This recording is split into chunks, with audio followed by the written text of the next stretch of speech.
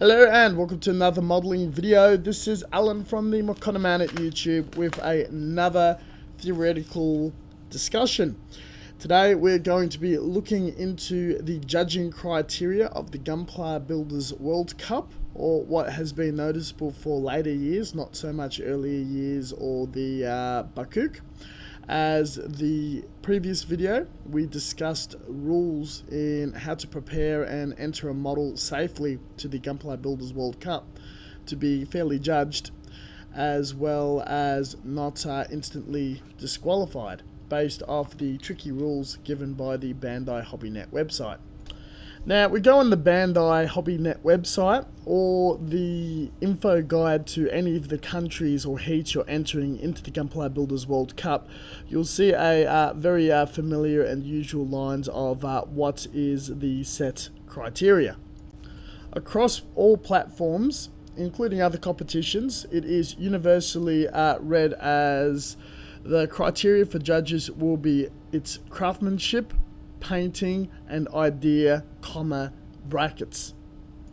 For the national heats, you normally have about 3 judges. For the World Cup, including Mr. Kawaguchi and up to another 4 or 5 professional modelers from different fields, you were judged across the 3 categories with 100 points apiece at a total of 300 points.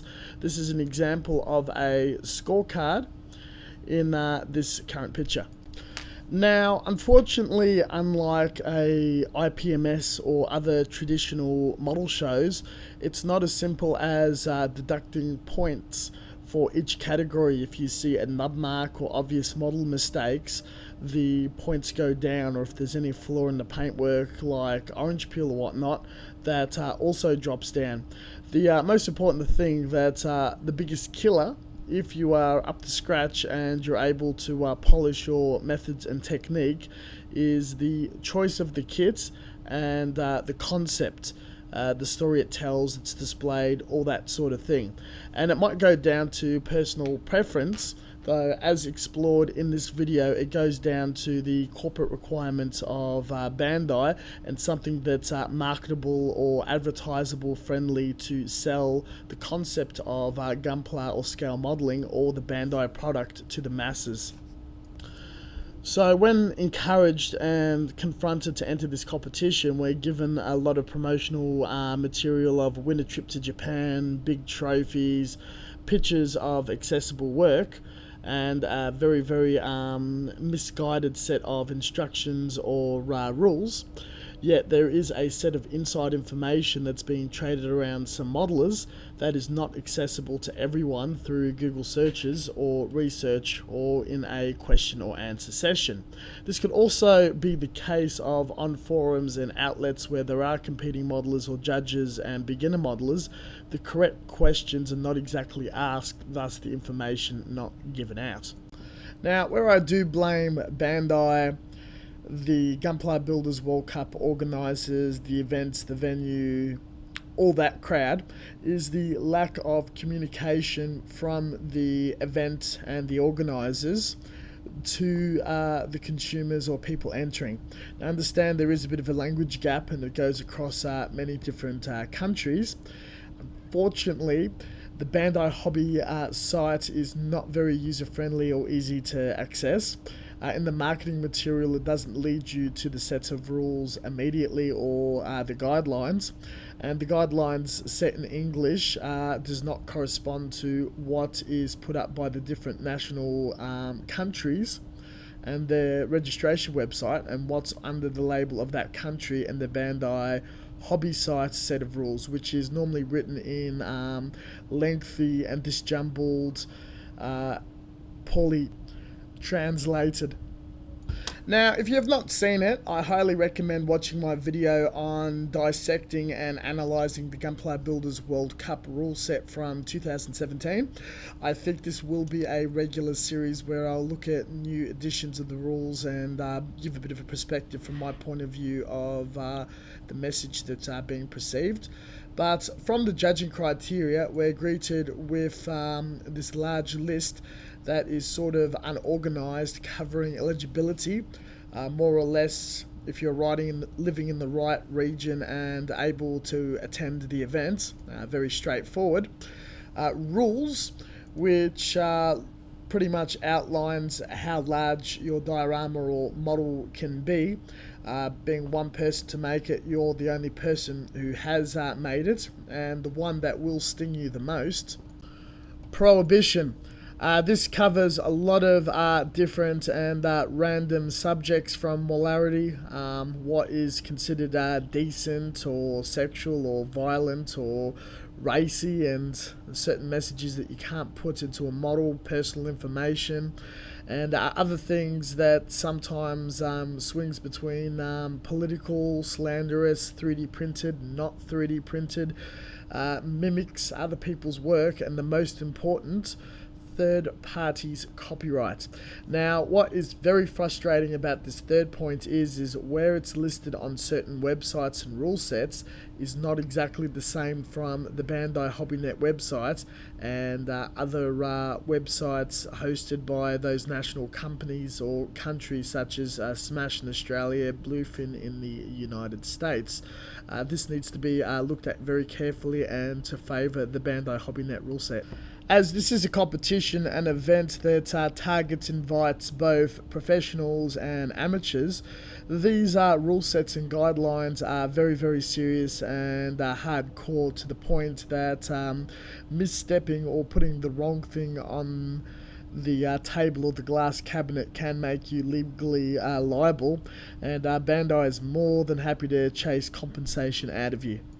If it hasn't been noticed yet, I really do hate the Bandai HobbyNet website with a burning passion. I hope it's eventually aborted one day.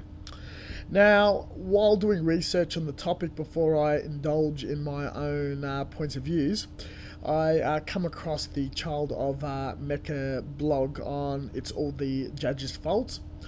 Very, very informative. Highly to recommend in having a bit of a peek. His blog is actually quite worthwhile just favoriting and following from time to time. Now, the updating paragraphs cover the experience that the author has with competitions, and especially the Gunpla Builders World Cup, and where there is frustration in the lower or United States heats. And one of the first call outs of things to be aware when you're entering in a competition, and that with a lack of information or understanding what the judges are looking for, that you're more gambling with chance, that all the effort you're putting in the model is a complete gamble over if you've invested the right time, direction and choice in being able to place and climb up the rank. It's not so much down 100% to your own personal skill, but also the tastes of the community and others.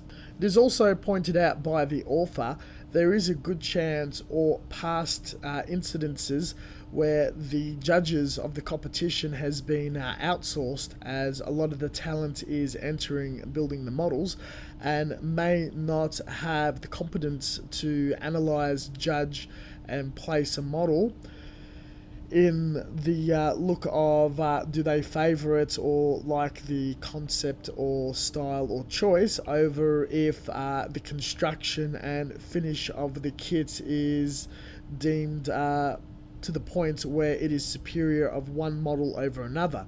Is the seam lines filmed? Do you see nub marks, the modifications or styrene plating mismatched or not? Does it suit the flow of the kit, all the way down to the painting and weathering, if it's visualized correctly or if there's any common mistakes?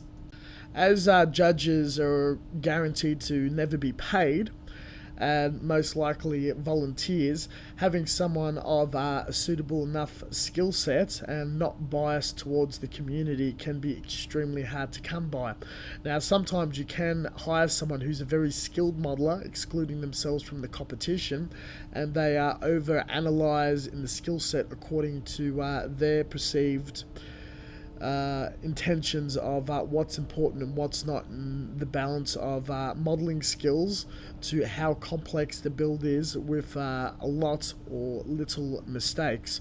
What's important and what's not is completely biased to the individual that's analysing it, and when you're first going to the smaller regional events, you don't know if it's the hand of Bandai that's moving the judging decisions, or the local modelling warlords that are putting their favours over first. Now, from my own personal point of view, I'm not exactly saying that these cases are true or not. This is outside of my knowledge set or shot of what happens in other competitions as well as my own, but this is definitely something to consider, and a populist approach is definitely needed to get a head start over everyone else. Now, politics can also play into it in if you've alienated the immediate community or not, and that if other people are deemed to be favoured or not. Sometimes if you see someone who's very popular in the model circles and with the people running the event, it can be seen that they're being judged in a way where their model is placed over everyone else purely that they're friendly towards the judges and the organisers. I actually find this to be absolutely false unless it is the case. I subscribe to the possibility, and I'm only throwing it out as a theory, that the people who are favoured more so in the community has access to information and people to ask and prod for questions and analyse what's going on, asking the right questions, and this information is not accessible to the casual modeler or people that are going past and not exactly in that inner community and analyze every video Kawaguchi puts out or blog post or discussions among past winners and advice given out to the masses of that community. The immediate sponsored community under that nation's Gunpla Builders World Cup, especially Discords or Reddits or Facebook groups, especially those, should be joined, analysed and looked at over a period of time in your research. This will be covered later. Now, it's very easy to follow this article and agree with it and go, this model, which I really liked, should have won over X model, which is a bit more plain and out of my taste because it's not the model I would have built or the Gundam anime that I've really enjoyed. If you've been in the hobby for a long time, built your own models, found your own flaws and faults, able to see it in the model you finish, improve and build a more superior model over a period of time, and taking this process for many years and even quite a bit of experience in entering competitions, you would be able to have a quick look at a model and have an understanding where the flaws or the storytelling or the communication issues are at fault of the model being built, and how the model that has won is superior in these points. When you're a bit new, this is very difficult to see, and thus if you can't see mistakes in your own models and you can't see the mistakes in other people's models, you don't exactly have the same point of view as the judges, nor you're going to have an understanding exactly what they are looking for. Now, all of this comes with time, experience and skill. The more models you build and the more competitions you enter, the better you'll get at this. And it's not so much modeling competitions. If you have ever been competitive in other fields or hobbies, this can also add to your collective experience. Now, I do believe this information is not being held away from more beginner modelers in an effort so winning is monopolised by people who's been in the community for a lot longer. I reckon it's more so a case that the more experienced modelers are more self-absorbed and focused in their own courts and unaware that these facts should be communicated to the more junior modeler, and that the junior modelers are definitely asking the wrong questions. So even though there is a case of sour grapes and people being upset, this is definitely a miscommunicated concept, and no one's out to do the wrong thing unless there are established smaller pockets out there that do have some sort of circle jerking elitist agenda. Regardless if this information is relevant to us or not, I do highly recommend having a read of it, as there is definitely a useful point of view and experience from a active, experienced modeler and judge. Now, having a look at the forums and Googling around for how to win or judging criteria of the Gunpla Builders World Cup, we have to rely on forums from 4 or 5 years ago, as social media does not work in archiving and making information easily accessible through searching. So when you have people in these circles asking, such as this post, hypothetical story, I am a modeler with a ton of skill, I want to win the Gunpla Builders World Cup no matter what, and I don't care what type of kit or diorama I build. Should I build a larger scale kit or something else in the past has not tended. Now, the people in these forums and groups are mostly good-willed or good-natured, though the information put out there in response is relatively not useful. Just because you can field a question out on the internet doesn't mean the right person with the right experience is giving an answer. And as you would be given encouraging comments such as, you shouldn't enter to win, you should enter to have fun, grow, experience as a modeler, and push your skills and expectations, you're not exactly given information on what sort of model you should build in what sort of style, and if judges do have a bias towards certain styles, or are they looking for a model that they can put on a magazine cover, or they're looking for something to push the community, grow, and find a new abstract piece of art that's different. As quoted, and you'll see this commonly written in many other ways: if you're entering a contest just to win, then you're doing it wrong. It's not supposed to be stressful. Winning a contest should only be a perk. If you lose, take it in your stride and try to figure out what the judges thought was wrong and try to work on those areas. Main objective should be to have fun, win or lose. I do subscribe to this thought. Competitions and modelling should be mostly about fun, unless you're more of a professional and it's about your livelihood, making money and sales or promoting something. For the rest of us, it is a hobby, though some people love the thrill of going in for the win or going in for the kill. Every time I've entered a model competition, it's for being different reasons. Sometimes to win, other times to get some sort of response. Though I think those who want to win should not be demonized, though if they're willing to contribute to the community, share their ideas and concepts, and not exactly be very pushing in their point of view and how competitions to them should be the same to everyone else, there should be no reason why many people entering a competition for a whole spectrum of different reasons and outcomes and results. Now, when we also think of model competitions, we probably think mostly the IPMS and their brand of competitions in the West, which is the most common set of rules we'll find for model subjects, covering from wargaming all the way to military kits. And you might actually have an IPMS chapter in your country, especially Europe and the United States. Bandai is a Japanese company, and they have a completely different mindset from work ethic, hobbies and arts, all the way to how a company, business, workplace and set of rules for a competition is written out and spelt out, without a strong understanding that there is a difference in concept from Japanese modelling competition to a Western modelling competition. You might be in the complete dark. Now, unfortunately, many of these communities is located on parts of the internet that's purely in Japanese, and without being able to be very fluent down to engineering terminologies and native there and interacting with the community directly, the best we can achieve is hearing the point of views of people who left the community or also interacts with the West and the East, asking as many questions as humanly possible.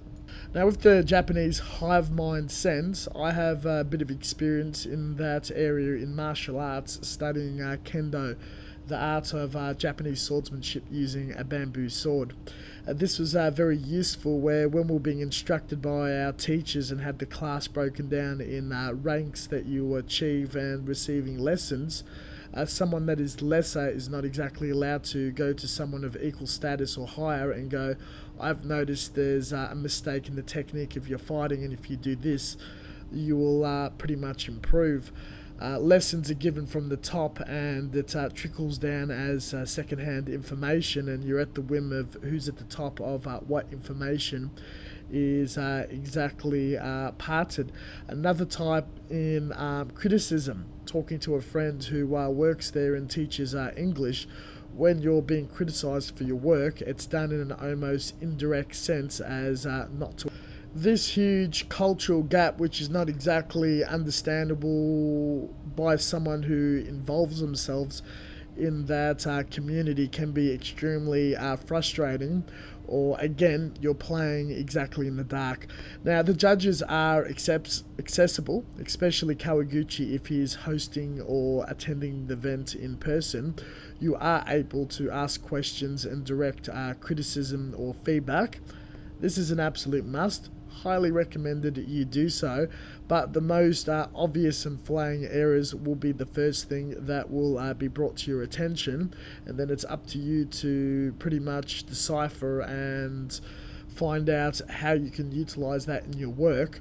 But a whole wash list of all your issues is not exactly going to be brought forward, as there's not enough time for a discussion or a sit down to analyze your model for a good half an hour or longer between the judge and you. However, what you can definitely do if you wish to have a much longer laundry list of things to improve on is fall under the tutelage of an experienced competition goer at the event or over a long period of time.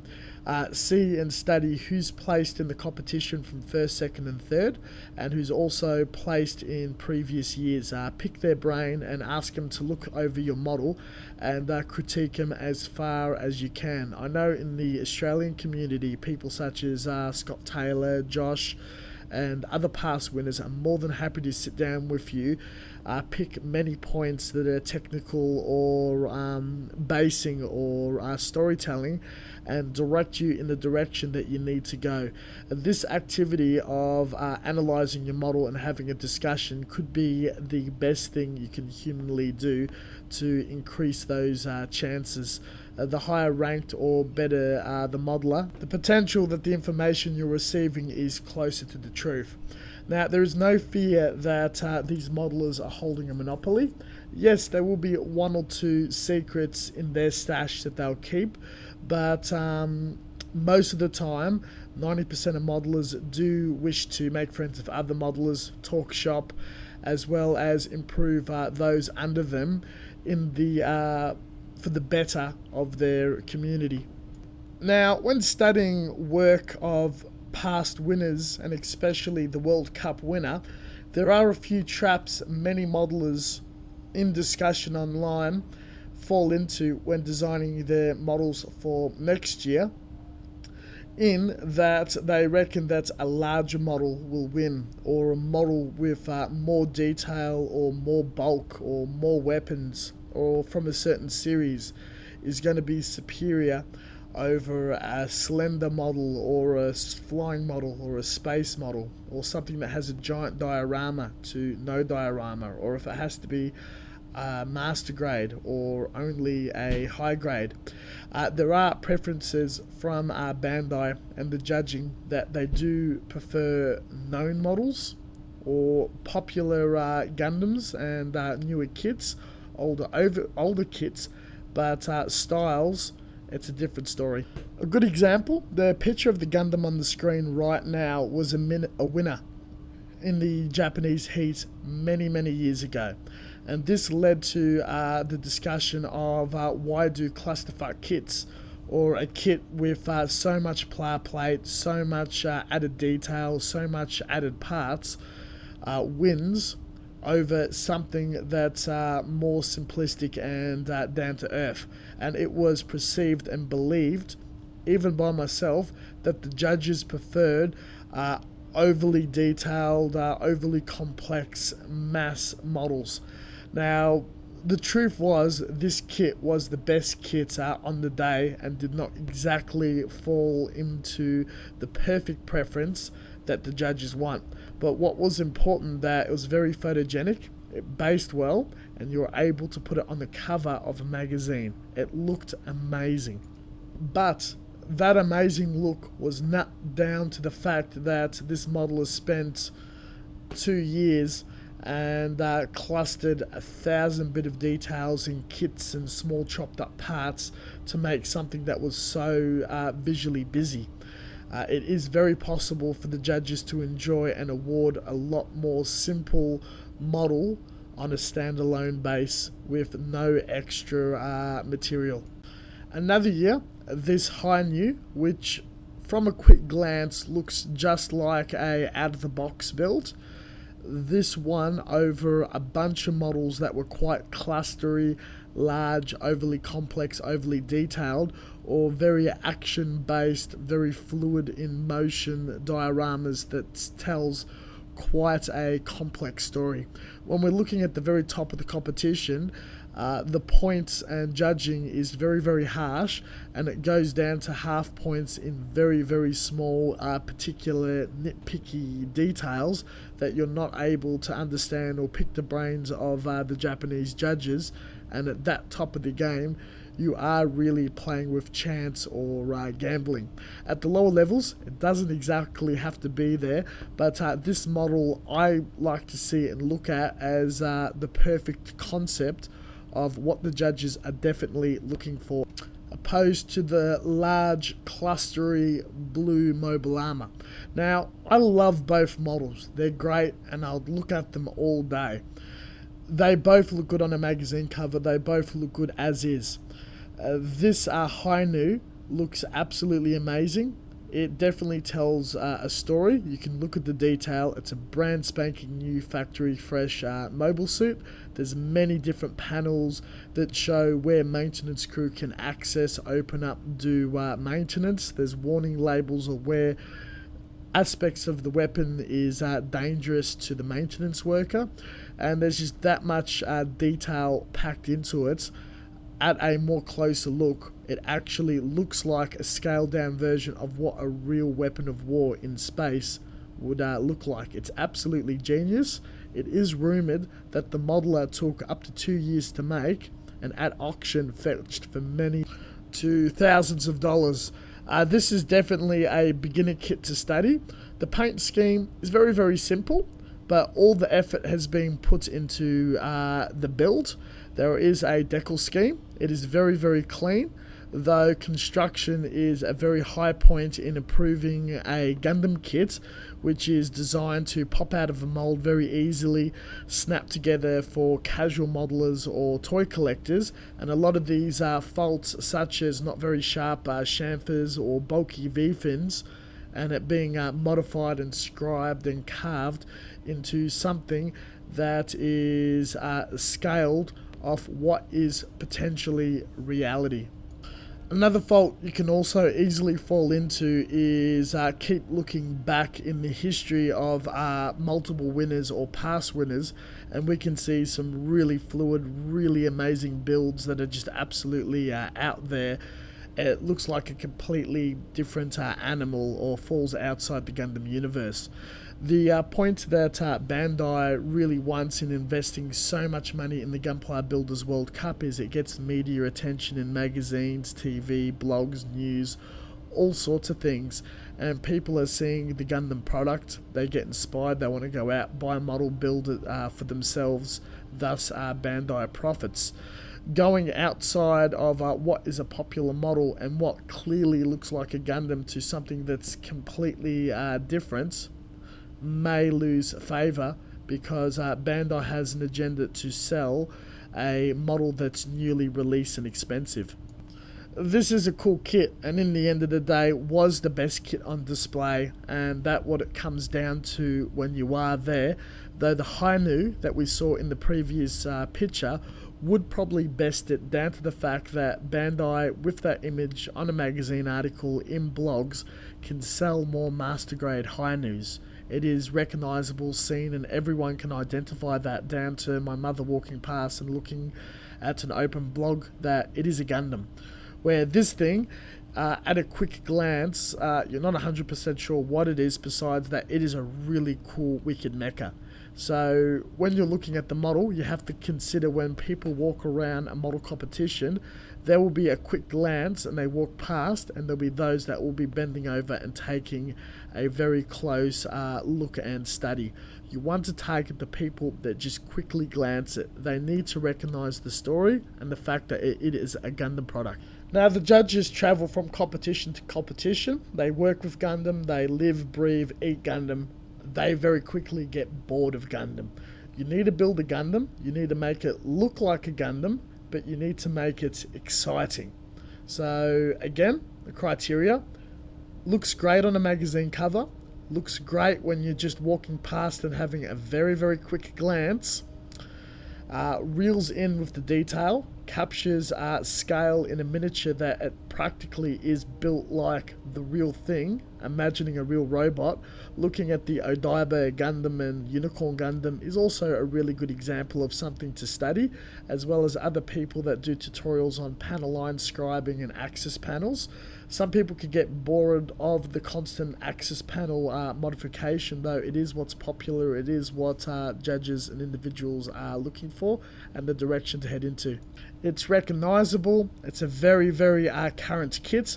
Now, going back to the point of current kits, how I've learned this is a friend of mine in the current Gunpla Builders World Cup Australian heat built a Dra C, a very high grade.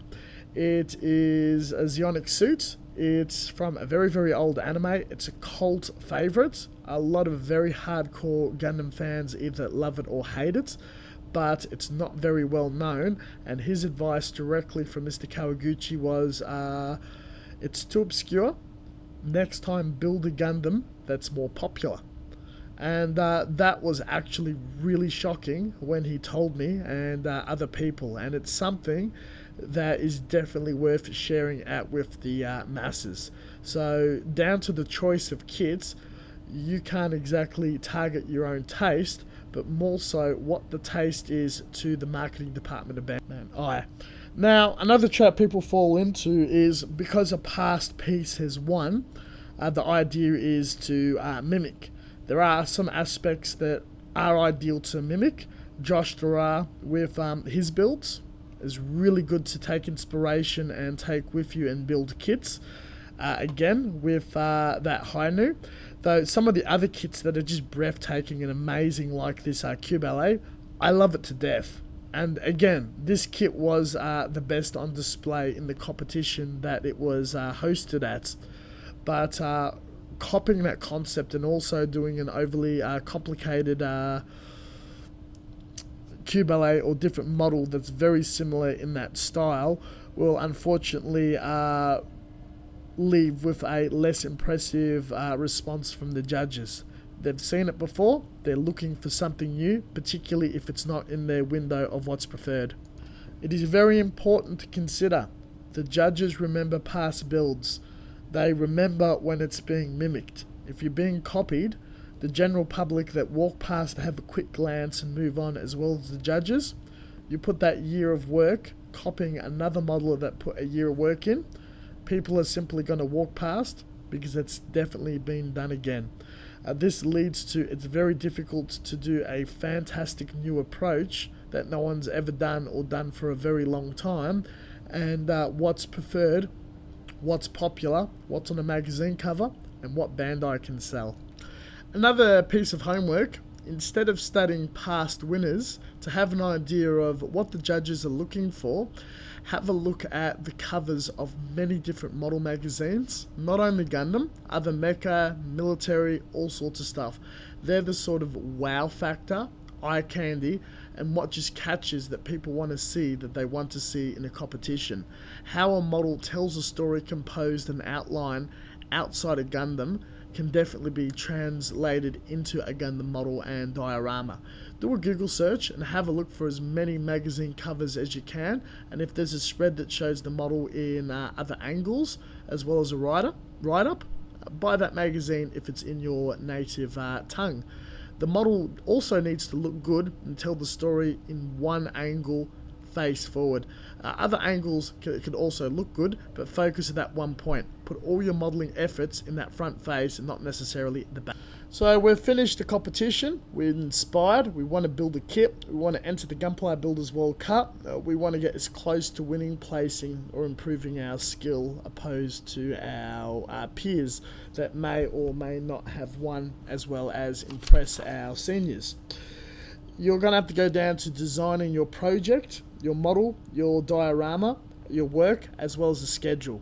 Schedule is going to be extremely important and helpful in outlining your planning stage, buying the materials and getting access to the materials you need, building it, putting it together for storage and transportation, taking it there and entering without rushing or ruining an aspect near the end because you've run out of time. And this is a trap that many of the beginners, intermediate and experienced modelers definitely fall into.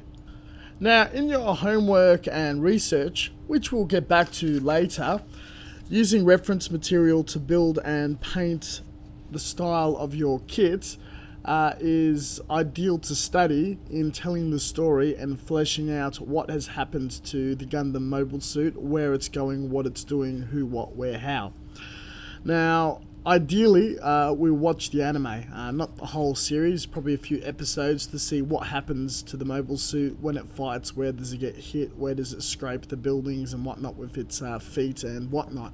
Some of the animes with more modern shows that shows close-ups and the gritty detail is pretty much ideal. So get a research folder together, and screenshots of the series is a very good idea in using it as inspiration and reference to how we're going to paint and detail the kit, down to the hatches and panel lines as well. Now, I love a weathered Gundam. The paint chips and dirt and soot all over. I'd imagine a Gundam would fall over and hide in dirt and really build it up, and even though it gets painted and cleaned, that paint is very fragile. Mr. Kawaguchi, the chief judge from Bandai, has a completely different idea and has talked about this in his English tutorials, as well as his visit to Australia and other outlets, that of his taste, 90% of the time a battle damaged or weathered Gundam kit is way overdone if you use the anime or source material as reference. If you watch a beam weapon penetrate the armor, most likely it's going to explode. So updating bullet holes and sword slashes of a beam weapon is most likely going to just annihilate the mobile suit in up to 2 cuts. So any more than 2 holes or 1 beam slash, and that's just way overdone, including the fluids where the oil comes out and the paint chipping and all that. Now, this could be acceptable in other circles, but for the sake of this competition, that needs to be put to the side, as well as damage. But he finds weathering very important as a storytelling tool, and does find it mandatory in some aspects of models.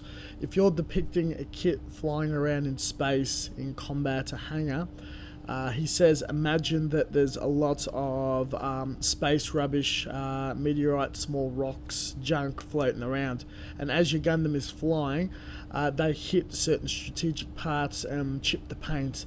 He likes to see, for an earthbound Gundam, weathering mud splashes, whatnot, on the feet. And remembering that a few millimeters up to a quarter of the foot height is the size of a human, think of how far that mud splashes, and it should be less than a mil from the feet, as well as chipping from kicking buildings. When it's in space, some of the corners around the front or the direction that it's flying, as well as the feet, will collect small amounts of paint chipping. Other things to pay very close attention is streaks, panel lines, inking, washes, the colour of the panel lines, how intense you go. Draw back as far as humanly possible. If you do a perfectly clean, polished, beautiful job, consider playing with the finishes. If it's completely gloss, some areas you want to put tiny little patches of matte where the paint is slowly wearing out, and still a little paint chips on the corner, because even freshly painted, as soon as it flies out there, it's going to get chipped. And that's more or less what he was talking about in some of those very long, hour-long tutorial lectures. So picture 1, according to the Gunpla Builders World Cup, is well and heavily overweathered for storytelling purposes. Picture 2 is probably roughly what you're looking at. That would be ideal, either less or ever so slightly more. Picture 3 is the example of far too many bullet holes and saber slashes. Saber slashes, unless it's in the process of destroying the Gundam, should be avoided.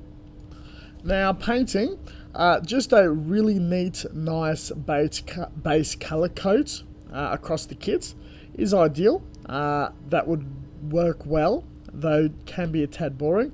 The aspects of the detail, the panel line, the decals can be a tool or key to draw the eye.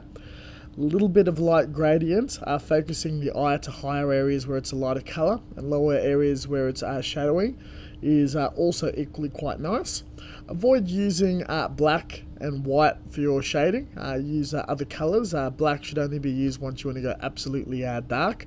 Those super fancy stenciling, masking and gradient patterns is enjoyable on a few small pieces or backpack thrusters wings. They have been shown favourable, but overly using gradients and using a lot of time on that has been shown to be ineffective in gaining favour. As you might want to do a showstopper for a miniature painting competition where painting is the most important aspects, IPMS, which is quite evil across the board. Gunpla, the concept is the highest scoring bit. Painting, if you wish to save time in not spending a whole year or longer on an entry or more aspect on the building, you can cut back by simplifying yet still making it eye-catchy. Putting a lot of effort in the build and the colour scheme, you can lose aspects from one or the other. Wow them with panel lines and plough plating, or wow them with paint. Using both at the same time, you're going to lose something. Pre-shading on a coloured kit such as green and Zaku's and whatnot may receive some sort of effect. Over pre-shading and going extra heavy, especially on lighter colours like white, is not very popular among the judges and generally should be avoided as it's universal and blank across the kit and not really seen in reference materials. So it's maybe suitable to your style, it's really enjoyable, it's popular and people love it. It's something to keep away from the Gunpla Builders World Cup. Be wary of choosing very boring kits, such as the ball and maybe some of the grunts like GMs, probably the more basic and older Zaku's. They will require more work by putting in panels or painting it in a way or doing something that contributes to the story, unless it's something like background fodder. A direct criticism, a friend of mine who entered the Australian League, Kawaguchi directly told him that it's a very boring model and he should have done something more to it or chosen a different model. It is very tempting when looking to get that attention to your model that you want people to stop and have a really good close look, and one of the easiest things to reach for is LEDs. They're bright, people are attracted to it, it's different, it contrasts from the model. This is a trap that most of the time LEDs done wrong look quite tacky and your eyes are directly dragged to the light and you overlook the rest of the model, the paint, the build, everything else. You're just focused on that intense light if it's a mono eye, the thrusters or other areas. If it's too dim, it could be so subtle it's not even noticeable, and making it tasteful even makes it very subtle and people not picking out immediately even though you put tons of work in wiring it. Now Bandai puts a lot of mixed messages by releasing kits and LEDs and wire up sets and whatnot in the past and today. And models have placed because they've got LEDs in them, which sends out a mixed or wrong message. though generally by the judges they're very, very disliked. Personally, from my own taste, I also agree with this thought. I don't enjoy looking at a model with too many LEDs because you're looking at the movement or the lights. If you've got flashing LEDs or a component moving like a spinning sword or something vibrating, that can also get your attention, but it takes away from the traditional modeling aspects of what you've physically done to it, what you've done to it, painting, what story it's telling.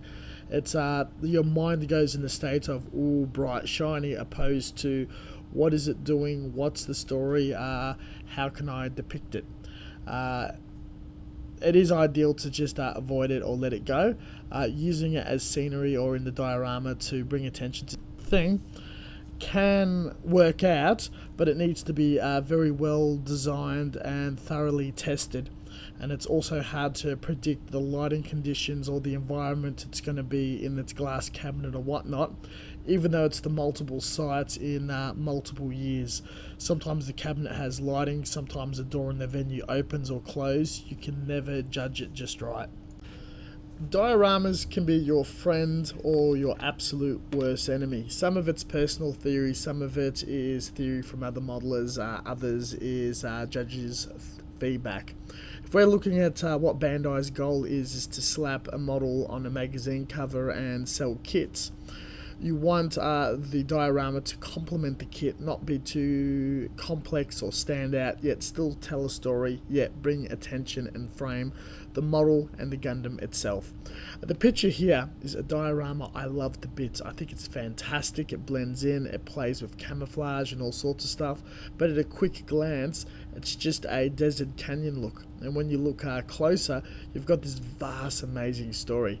This should be a trophy winner, but depending on how steadfast the judges are and what other models are on display, this could be at a disadvantage depending on how the judges want to frame things up. One can also spend a lot of time on the diorama, and as most of the judging is purely sunk and focused on the model and the storytelling of that model and the concept, the diorama is an afterthought. If it's at a scale, and the scale of the diorama and the storytelling to the Gundam is very important, if there's things wrong with the diorama and it's at a scale, it'll take points away from your total. If your diorama is overly busy, too complex, and the judge walks past, it'll take points away. But if your diorama works perfectly and it blends in well, it's not going to add points. Point system works that you're awarded your 100 points per part 3 areas, and then they deduct. The diorama will not enhance that, and if anything is more of a liability.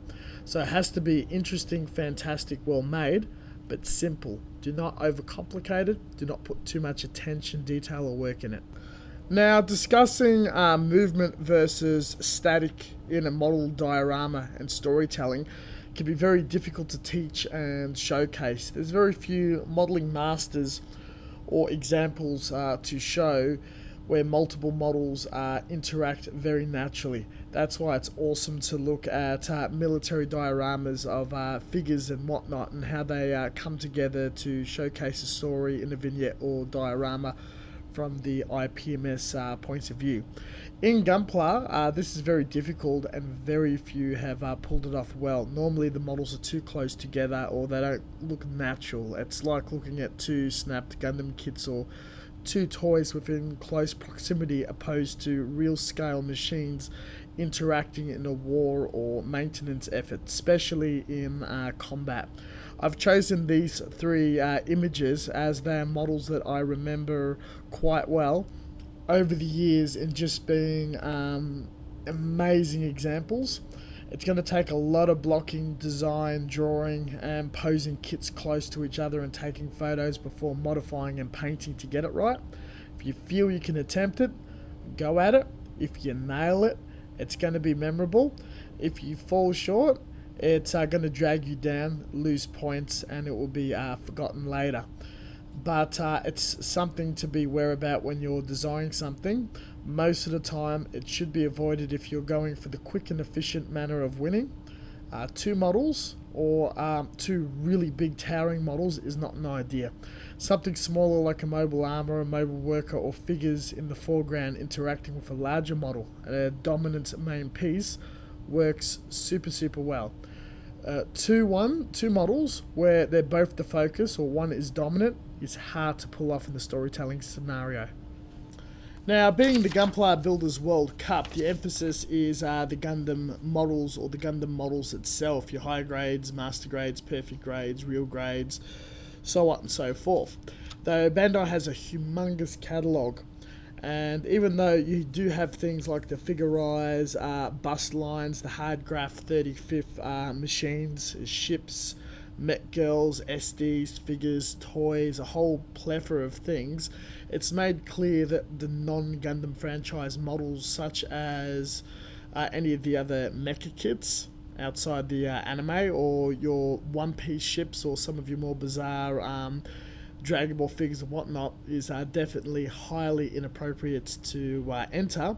So you can definitely imagine that historically none of the below has placed or gone well, and I can't imagine them being accepted and favoured by the judges sometime in the future.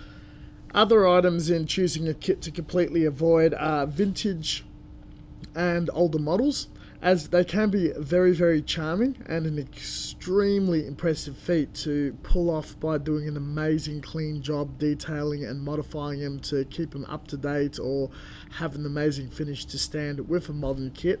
The amount of work is extensive to bring it up to Gunpla Builders World Cup standards, and the amount of time, effort and planning to go for an easy win is not really worth it, and how it will impress or impact the judges is not necessarily going to improve or increase your score, but if anything decrease it by any small flaw falling through compared to a more modern or superior kit. This includes more troublesome of the older high grades and master grades that has known problems posing or detailed. The use of clear, special coated, limited or premium Bandai kits will not necessarily gain favour with the judges or the competition in the use or throwaway of such a hard to get to product. It will be pretty much equally judged like everything else. And again, even though being a Bandai product, if it covers a copyrighted symbol or logo, such as this 711 green frame Gundam, it is grounds for disqualification or further trouble. These should be kept for personal collecting and enjoyment, and kept out of the Gunpla Builders World Cup circle. However, there is an exception to this rule. Last year, 2016 Australian champion Lance did an effect of a 00 Gundam doing the after image effect or Trans Am, and the final kit being the special coated or partially clear pink kit to look like it's disappearing in the foreshadow. That was very creative and quite intense, and a brilliant use of a clear kit. So do not 100% discount it, but 99% of the chance it's not helpful unless designed as so. As per stated in the 2017 Bandai HobbyNet website, for some of the countries including the final heat, 3D printing is prohibited. I would not play around with those rules. Bandai has backflipped from previous rules and years, obviously that they're not happy with it. If they were to re-backflip and allow it again, I would say that there'll be some sort of prejudice against it, and even just a few parts, components, guns should be thoroughly avoided. Now, it is true that the mould in Gunpla itself is made and a product of CNC milling of a mould. These sort of schematic games is in the end going against the judges and will easily lose out and fall into some form of punishment. So this is something that just should not be touched upon anymore for the sakes of this competition alone. Now, going down to selection of scale, with everything that we've more or less ruled out, you definitely want something sizable, as if the event is running short on space, as I've experienced this year, models going to be clumped together and some kits will be lost in the background or just walk past when people doing their initial analysing. High grades, unless very large, bulky, interacting with multiple models or a diorama environment, can very easily get lost, and they're quite small where you're standing a couple of foot away, even if you're engineering details or go quite hard at something as complex and fiddly as a real grade. However, time and time again, we've seen very, very popular, almost guaranteed on all the magazine front covers, and many past winners as well as regional winners has always been master grades or the 1/100 realm or your larger higher grades that match up with a master grade. Pretty much there are a few of your later kits, very expensive big ticket items, your version car Sazabi or some of the unicorn variants. A lot of the newer kits are very detailed, the colour separation's amazing, and the modifications is down minimal to the point of a few panel lines, some bits cut out, panels sticking out, pretty decent in a frame. Everything just fits and works together. You've already got a pretty amazing engineered kit at your fingertips and you're slightly improving on it, thus saving yourself ample amount of time. Now, the important thing about the master grade, the reason why it is a very popular choice for the people that are winning, is not so much that that is the bias that's coming out of Bandai. If anything from their production runs and sales, they're toning down and cutting back the master grade kits due to production costs, and most of their sales focus is kids, people entering the hobby, and your casual modeler that walks past, buys something for under 1,000 yen and keeps going on, that fits in a school backpack. So obviously what Bandai wants to sell more of is high grades, and that's their biggest seller, and where most of their money in production is focused into. But once you're standing a few feet away and looking through the glare of glass cabinets, it's the master grades, their detail, their panels, how they separate and how they catch your eye due to their size is the biggest attention grabbers. So it's not necessarily Bandai's biased, but what works really well in the competition circuit, and as they are very modern kits and being actively sold from the catalogue and developing sales for the more established modeler, it is something that is fondly looked upon and accepted by the judges. So with all of what we can and can't do, and we're in the process of designing our model, it's the time to look at study, homework, and how to research for the kit that we're choosing, the layout of the diorama, and putting all of these elements that we've talked through this near hour-long video, and choosing your kit and designing your concept of a single model, most likely a master grade, interacting in a diorama with a lot of panel lines and a very neat, clean finish, considering the environment, telling a story, and if space, very light paint chipping all over the place, and if a bit of mud, dirt, debris around the feet, ankles area, and not much near the top, probably the shield as well. Also considering that it needs to catch the attention, be a very popular subject, and as someone walks past, they notice it immediately that it's not weird and bizarre enough that Bandai doesn't know what to do with it and not want to push it as a way. And in the end, marketing the Bandai brand and selling Gundam kits on a magazine cover, that our efforts are more or less used as a publicity or marketing tool. So the first thing I'll do is throw together a schedule of when it needs to be built, based, items bought, researched, start painting, finish, allow to dry, and pack and go to the event. I'll also list all of these points that I've talked throughout the video, or at least for the past 2 minutes, of what needs to be considered, engineered, built into the model. So at least you're not forgetting anything or done something silly.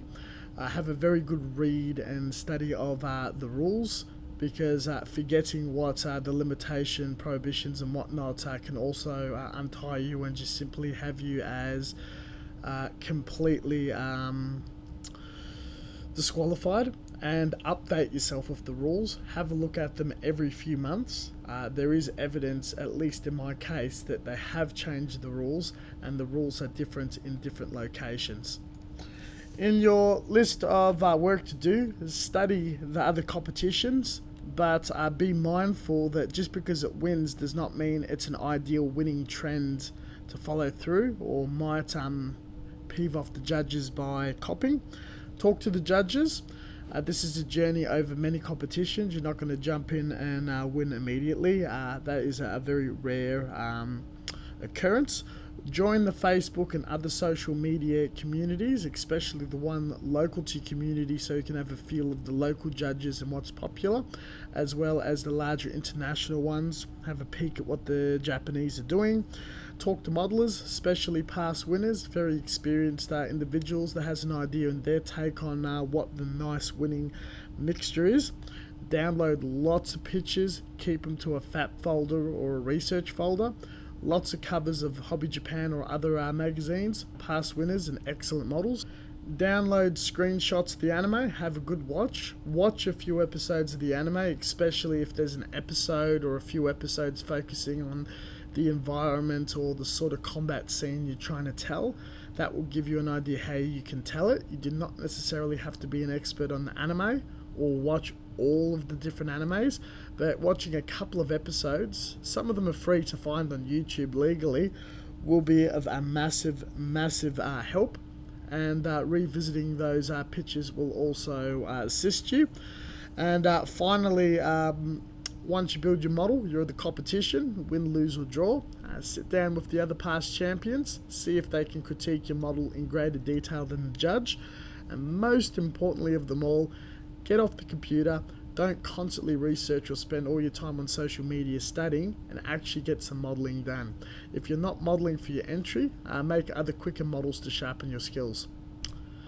Now, Mr. or Master Kawaguchi is the chief judge of this competition, as well as the heads of the hobby magazines and the other leading figures in the Japanese modelling world. If there is a way to follow them on Instagram, Twitter, Facebook or online communities they're a part, you can pick their brains, look at the models they like, the models they critique, tutorials they share, any other content they share.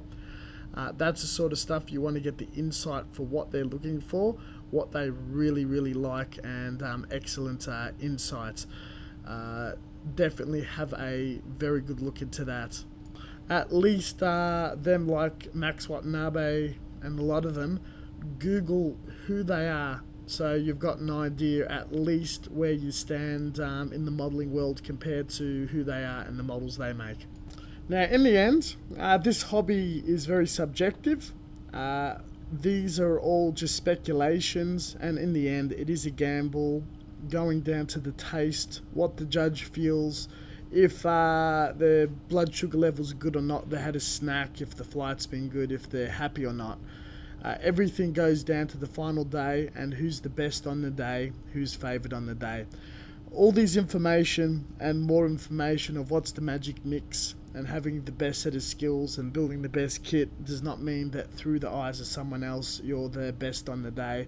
And there's a humbling yet sobering thought that you may have won the World Cup or you may have won a series of events, but you're still not the world's best modeler. And no one will probably even know who that is, because it's differs from day to day to what is perceptive to be the best model. To get an edge in this competition, you may necessarily have to build something you don't want to build or you don't like, and this could be an absolute boner killer or absolutely disrupt your creative flow. And not everyone that enters in this competition does so for the purpose or so reason to win the top trophy.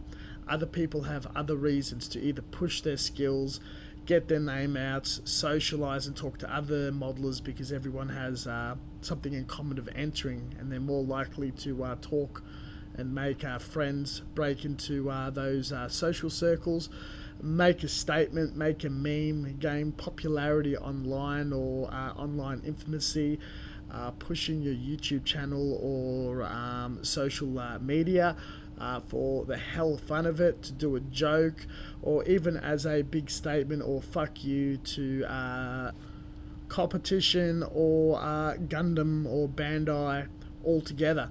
There's a whole plethora of reasons why people are there. There will be a select few who's there to push their skills, gamble and see if their style of modelling and what they like will cut the mustard. And there are those who are aiming to win and reach a title or trophy hunt. And it depends on how you build the model and how you approach it is what the final result is. And I'm just hoping that the information I put out there, for those that are doing the research and wants to really know what that formula is or collect any bit of information, this research and my experience out there will assist them as such. Another question you might have, and that I should definitely address: what are my qualifications to talk about this topic, especially as one who has never come close to placing or even won? Now, I'm aware of my weaknesses. I've entered for a long time. Some years were a grab at gaining attention and benefit for my outlets and social media. Other times I have put a fair dinkum effort in for winning or pushing my skills in certain aspects that I'm not comfortable with. Definitely overworking and putting far too much effort than I really need to by misjudging and not reading what the judges are looking for quite yet, or going on some sort of tangent. I know for an absolute fact that where my current skill set is, I'm definitely not skilled or good enough to be at the very, very top. And my tastes, the scale I build in, the preferences, how I detail, how I display, how I base, the whole spectrum of things I've talked throughout this whole video. My style of modelling is completely wrong for the Gunpla Builders World Cup. And even when I put efforts in, there are blazing and very clear mistakes in my model being very free, very rough, and not polished to the point of that there's very clear errors that are picked up by the judges, and does not meet the criteria of what goes on the front face of a magazine. Now, obviously, armed with this information, putting a lot of practice in, and with dedication, design, and putting together the perfect project with the perfect mix, surely I'll have a better chance in the future or next year. There also goes to inspiration and drive. Unfortunately, I've had a very poor experience in 2017, and I'm not very keen in looking towards 2018, especially with the entering process of information being lost. More or less, I don't want to, and I'm just not interested. I sincerely hope I have not, and it was not my intention to offend anyone's personal style, methods, or how they like to make their models. I'm in the exact same boat here. But you can enter, and you do not have to follow any of this, or you could still go model in your own way and try to go as hard and beautiful and as skillful as possible to bypass these requirements and win with pure talent and hard work alone. But it will be harder, and it will be at a disadvantage for those who have this information and are following a formula like this. I am sitting on this information. I do feel absolutely terrible in not documenting it and sharing it with the ability and platform to do so. And at least putting it out there, I could give other people an opportunity, and do know many who does follow this channel do so in a competitive manner, or does have the desire, dream, or wish to go to Japan, represent their country, and win the competition. I hope you do find this video very, very useful. I'm very, very open to questions and doing further research. It is my intention to help those along next year and coach with entries. There will be a 2018 look in the rules once it's released, and I'll be looking at other websites and making sure that Bandai does not pull a fast one on anyone ever again. And if I come across more information on judging criteria or whatnot, supplementary videos is definitely an option. This information just really needs to be out there for the more casual competitors, so they know where they stand in the spectrum of models in the competition and skills. Surely I do not have the full picture and am definitely missing out on something. If you have further insight or information, please share. Please make a response, write a blog, share the video, or make one that's even better, or summarizing this mess of an hour-long rant. Thank you very much for watching. As always, until next time, stay tuned for further content. We still make videos once to twice a week. We have a Facebook page where there's other bits of reference, information, details, pictures, where I'm at or what I'm doing currently in the modeling world, as well as other bits of information and resources in the description section, including the Child of Mecha article. I'll catch you guys next time.